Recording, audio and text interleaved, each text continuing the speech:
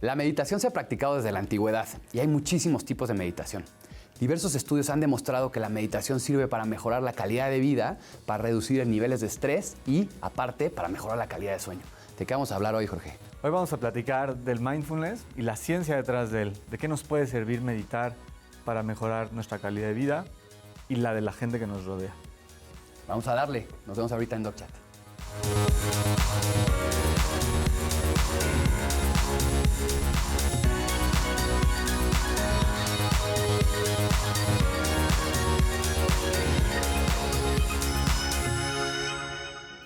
Bienvenidos a DocChat. El día de hoy estoy con el doctor Jorge Fernández y vamos a hablar de la ciencia que hay detrás de la meditación. Bienvenido, Jorge, otra vez al programa. Carlos, qué gusto estar contigo. Muchas gracias por invitarme. Sí, muchas gracias por venir. Y quiero que platiquemos hoy sobre la meditación, porque digo, esto mucha gente lo escucha, está de moda, y justo queremos que nos platiques un poco de la ciencia que hay detrás de esto. Es decir, ¿qué tanto sirve la meditación? Sé que hay muchos tipos de meditación y tú nos vas a platicar específicamente acerca de mindfulness, pero ¿podremos empezar por definir qué es la meditación? Claro. Sí, justo creo que hay que empezar por ahí, porque meditar y mindfulness son lo mismo y no. Es decir, hay muchas técnicas meditativas y mindfulness se puede utilizar como una técnica meditativa y como una técnica no meditativa. Entonces, meditar básicamente es una práctica en la cual nosotros buscamos, digamos, como regular o atender o controlar nuestra mente de cierta forma. Nada más, ¿no? Hay muchas prácticas, como incluso rezar, puede ser una forma de meditar, ¿no? Reflexionar, como concentrarnos mucho en algún pensamiento, en alguna reflexión, también es meditar. Mindfulness es otra cosa y podemos como empezar a hablar de qué es mindfulness como tal. Mindfulness, hay que decirlo, todavía no hemos logrado y no tenemos una sola definición de una oración.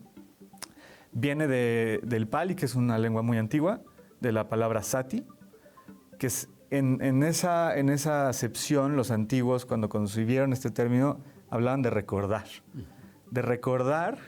que el momento presente era lo más importante y quizá era lo único que existía, ¿no?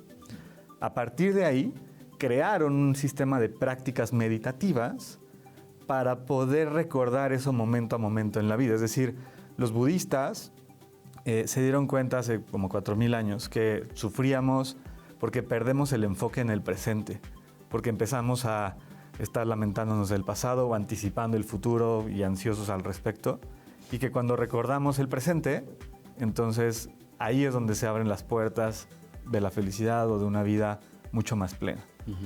Yo recuerdo que cuando empecé a meditar, una de las cosas que me empezó a pasar es que yo nunca me había dado cuenta, ¿no? Y lo escuché alguna vez en una de las técnicas que me pusieron a meditar, que cuando iba caminando y justo tratar de meditar en este mindfulness o esta conciencia del presente, nunca me había dado cuenta que iba caminando y en esta plática decían que sintieras, ¿no? el roce del aire cuando vas caminando. Yo en la edad que tengo nunca me había percatado de eso, de cómo se siente el aire cuando vas caminando y no vas poniendo atención a eso. Pero cuando lo concientizas, dices, ay, o sea, ¿cómo me pude haber perdido, ¿no? 35 años de esto? Entonces, eso fue alguna de las cosas que me impresionó mucho. Ahora, ¿por qué esto? Ahorita yo te quiero platicar un poco de lo mío, pero ¿por qué esto sirve? O sea, porque eso es lo que le interesa a la gente, ¿no? Digo, está padrísimo saber qué es esto, en qué consiste, pero ¿por qué sirve? Claro, y esta es parte de esta definición evolutiva. El mindfulness es muy interesante porque su definición o atención plena, como lo llamamos en español, ha ido evolucionando. Es decir, esta definición antigua y estas prácticas de meditar crearon una práctica que se mantuvo hasta el día de hoy y hace unas décadas lo empezamos a estudiar con nuestras herramientas más actuales, científicas, ¿no? Y a partir de ahí empezamos a encontrar un montón de cosas muy interesantes.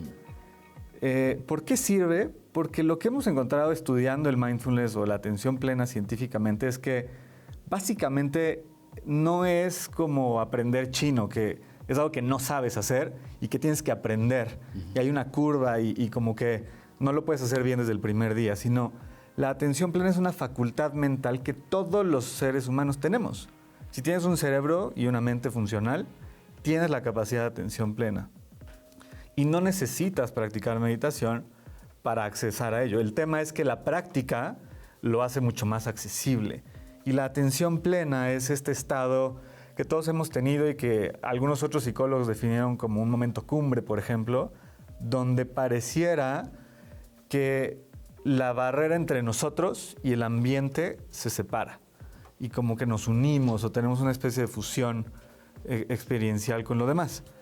Esta capacidad mental, cuando la fortalecemos, lo hemos visto en muchos estudios científicos, cambia nuestro cerebro y lo cambia de formas muy interesantes. ¿Qué es lo que hemos visto que le hace, digamos, de forma global? Para resumir aquí rápido esta investigación, es todos los centros neuronales, digamos, que favorecen estados como más estresados o de sufrimiento, como por ejemplo hay una estructura en el cerebro que se llama la amígdala, que es como nuestro centro de alarma y lo que nos mantiene preocupados todo el tiempo, se relaja, ¿no? Tiene menor actividad. Y las funciones más elevadas del cerebro, como la corteza prefrontal, que es donde tenemos el pensamiento más elevado, ejecutivo, se activa y se regula mejor. Entonces, parece ser que practicar mindfulness y cultivar esta facultad que ya teníamos desde antes, pero digamos robustecerla, nos genera un cerebro más funcional. Nos platicabas un poco acerca de cómo es que cambia o se modifica un poco el cerebro en general, las áreas que se prenden, etcétera. Cómo esto justo afecta a nuestra vida. ¿Nos puedes platicar un poco más acerca de esto? Te platicaba un poco de... Estos fueron los primeros hallazgos de que la amígdala, que es como la parte del cerebro que detecta amenazas y en esta sociedad moderna donde las amenazas que tenemos son muy imaginarias, está todo el tiempo prendida y estamos muy estresados. La amígdala es la fuente de nuestro estrés crónico.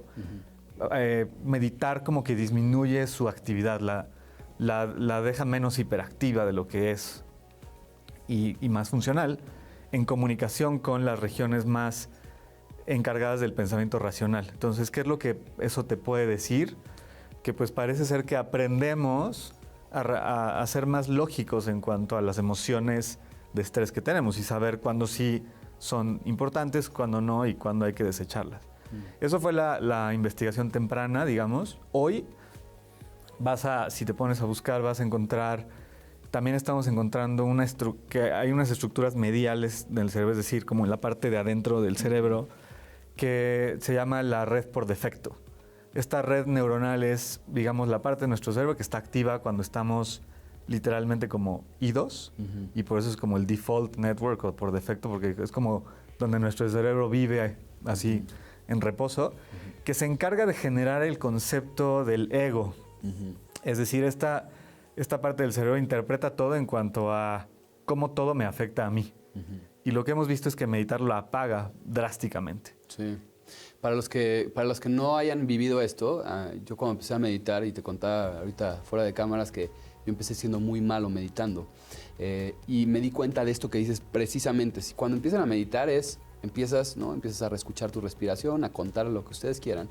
Y algo que va a pasar luego es que vas a pensar en algo, va a fluir un pensamiento de repente y te vas a acordar de lo que tenías que hacer o el mensaje que no mandaste o lo que sea y te distraes de estar justo contando tu respiración. Y entonces justo es este mecanismo de que de repente hay alguien allá dentro de ti, de repente que está lanzando de repente ideas, ¿no? Al azar y que de repente te distrae, ¿no? Y como que no lo puedes apagar a veces, ¿no? Entonces o es muy fácil que te distraigas. Y creo que hoy en día, después de estarlo practicando, me he vuelto mejor, o sea, ya no me pasa que se me interrumpe tanto, ¿no? La mente, es decir, ya no empiezo a pensar tantas cosas y sí obtengo un estado de relajación mucho mayor. Sí. Es más o menos esto, ¿no?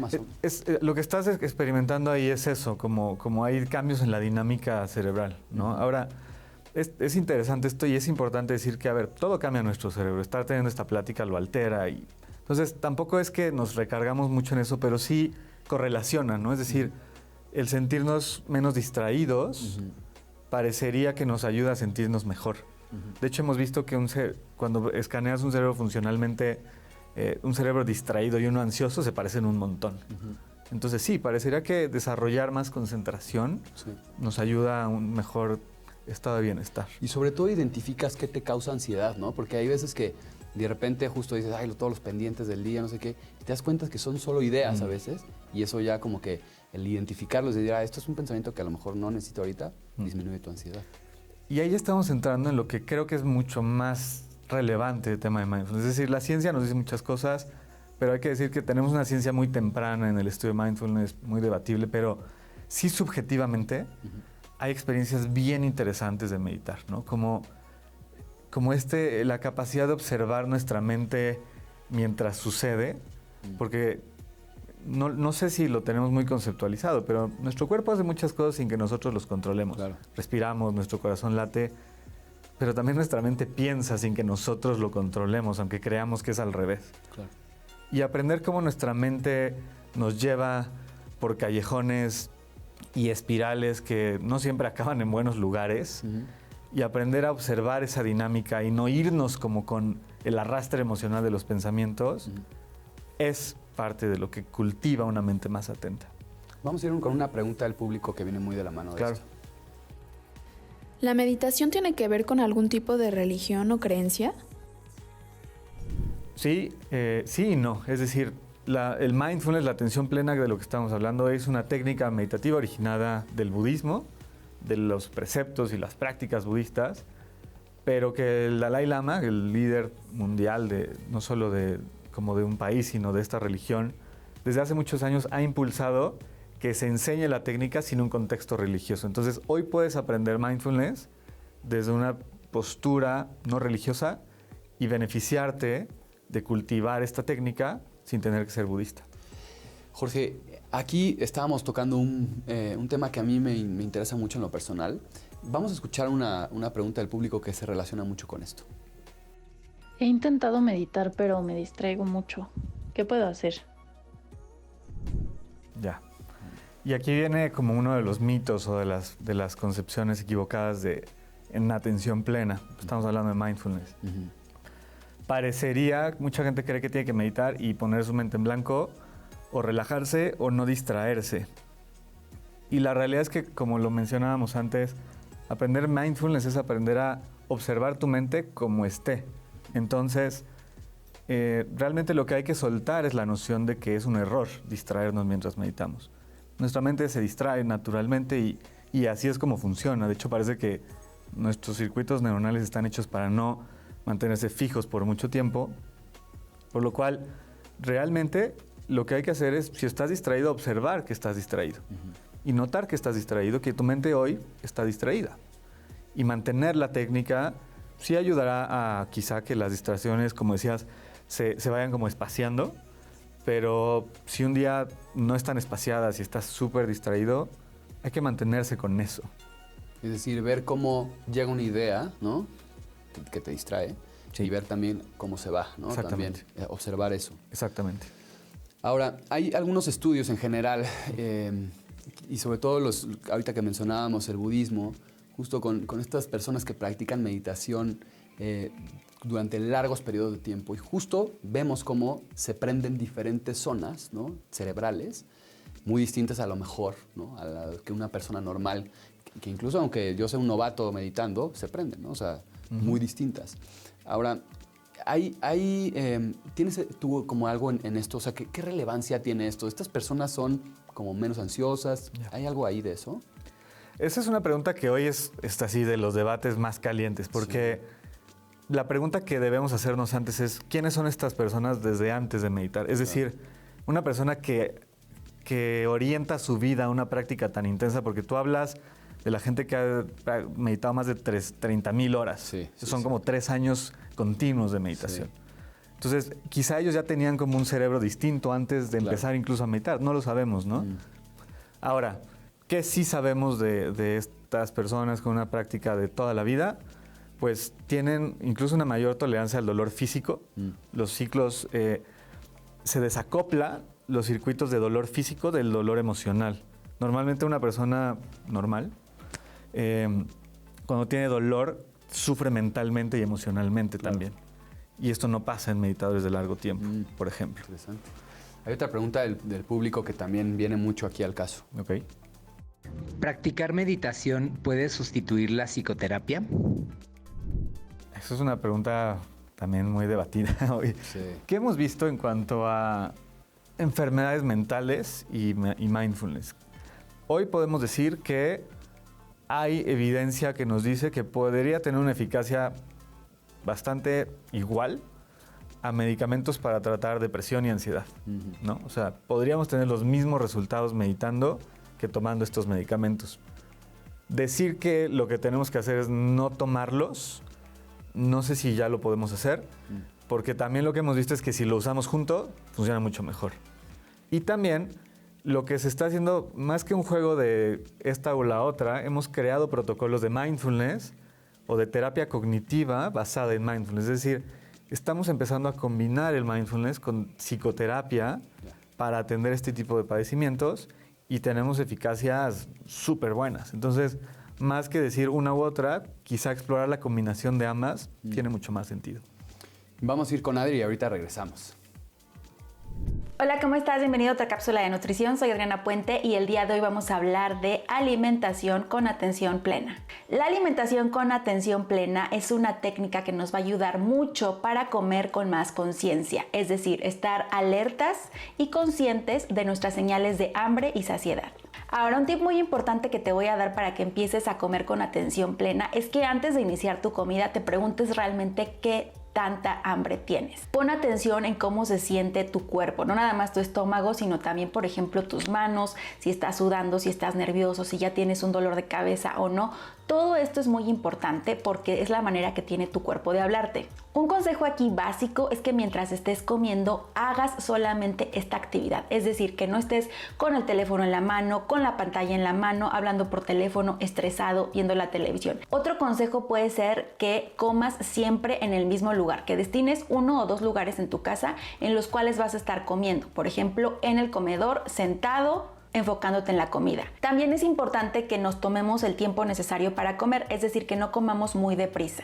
Alrededor de 20 minutos por cada comida puede ser suficiente, aunque también te recomiendo que hagas una pausa más o menos de unos 2 minutos a mitad de la comida. Espero que con estos consejos te adentres un poco más en el mundo de la atención plena y lo conectes con tu alimentación. Hoy les voy a dar 6 tips prácticos para comenzar a meditar. Primero, encuentra un lugar tranquilo y con pocas distracciones. Segundo, busca la postura adecuada. En esta postura, tu cuerpo debe de estar relajado y te debes de sentir cómodo. Tercero, trata de centrar la atención en tu respiración. Trata de inhalar por la nariz y sacar el aire por tu boca. Cuarto, toma 3 respiraciones conscientes y profundas antes de tu meditación y al terminar tu meditación. Quinto, empieza con periodos cortos tus meditaciones. Tal vez una buena cantidad de tiempo para iniciar pueden ser de 4 a 5 minutos y puedes ir aumentando el tiempo de manera gradual, día con día o semana tras semana. Y por último, haz de la meditación un hábito. Trata de hacerlo al empezar o terminar tu día y ya que tengas el hábito por varios días, entonces puedes variarlo y hacerlo cuando más te acomode. Espero que estos tips te hayan sido de utilidad. Yo soy Dani Méndez. Muchas gracias. Bienvenidos de regreso a DocChat. Estoy con el doctor Jorge Fernández y estamos hablando sobre la ciencia que hay detrás de la meditación. Y hay una pregunta aquí del público que está muy interesante para los que quieren empezar, ¿no?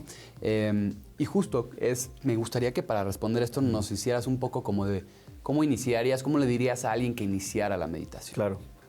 La pregunta literalmente dice, ¿cómo puedo iniciar la práctica de meditación? Claro, y esto es muy buena pregunta porque sí hay que como de alguna forma entender qué es lo que necesitas para empezar. Y lo primero que necesitas es tener claridad de tus objetivos, es decir, qué estás buscando, ¿no? Porque dependiendo de lo que busques, la técnica se debe adaptar o un profesional te debe ayudar a adaptar esa técnica a estos objetivos. ¿Quiénes pueden empezar a pensar de, quiero meditar? Gente que tiene niveles de estrés muy grandes y quiere manejarlo mejor. Gente que nota que el estrés impacta sus relaciones y quiere como disminuir ese impacto. Personas con problemas, como decíamos, de salud mental, de depresión, ansiedad, insomnio. Hay protocolos de mindfulness para insomnio. Entonces, lo primero es tener claro para qué, ¿no? ¿Qué estás buscando? Una vez que tengas eso, sí puedes, como digamos, hacer alguna práctica sencilla de literal poner un timer de 1 minuto y intentar poner atención al lugar de tu cuerpo donde más sientas la respiración. Cuando respiramos a veces se siente mucho en la nariz o se puede sentir mucho en el abdomen, en el tórax, en la garganta.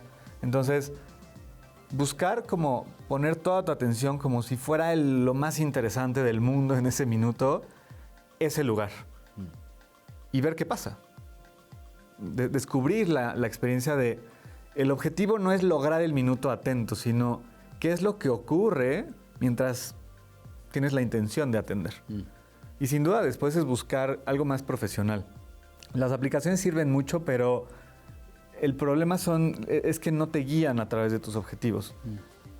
Yo creo que una aplicación de meditación es muy buena cuando ya tienes una práctica más regular y ya entiendes, te puede ayudar a afinar y a expandir mucho, pero de inicio valdría mucho la pena también, una vez que estás haciendo esta práctica informal, sí buscar a un profesional que te ayude a orientar y a dirigir tu práctica inicial. Qué bueno que lo mencionas porque yo personalmente uso una aplicación y de hecho la aplicación esta que tengo en general tiene dos como secciones. Una es el sueño, literalmente es pues ayudarte a dormir, ¿no?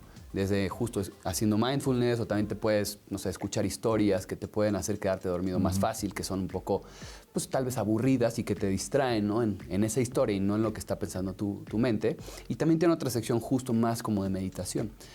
Pero algo que me pasa muy seguido es que siento que a veces es muy genérico, claro, ¿no?